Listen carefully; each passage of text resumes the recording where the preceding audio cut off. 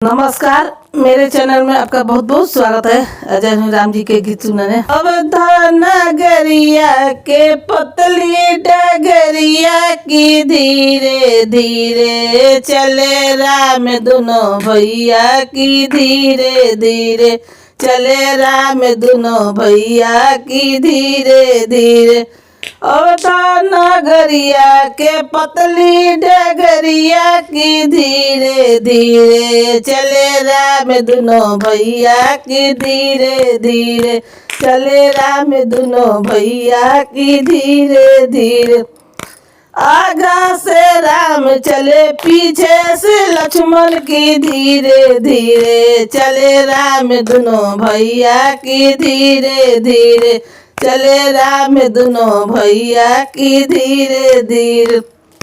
सोने सुराही गंगा जल पानी की धीरे धीरे पिए राम दोनों भैया की धीरे धीरे पिए राम दोनों भैया की धीरे धीरे।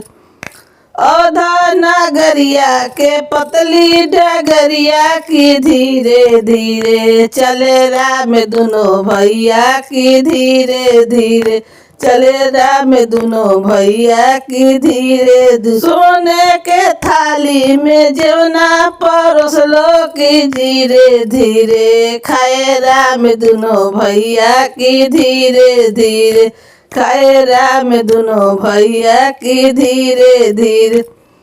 औधा नगरिया के पतली डगरिया की धीरे धीरे चले राम दोनों भैया की धीरे धीरे चले राम दोनों भैया की धीरे धीरे। पाँच पाँच पनवा के बिरवा लगौलो की धीरे धीरे चबे राम दोनों भैया की धीरे धीरे चबे राम दोनों भैया की धीरे धीरे।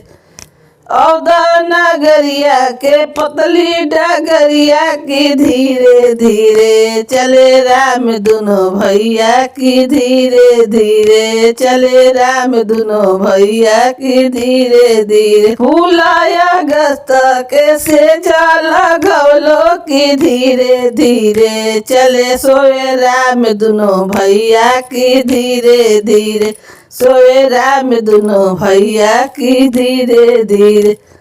औदा नगरिया के पतली डगरिया की धीरे धीरे चले राम दोनों भैया की धीरे धीरे चले राम दोनों भैया की धीरे धीरे।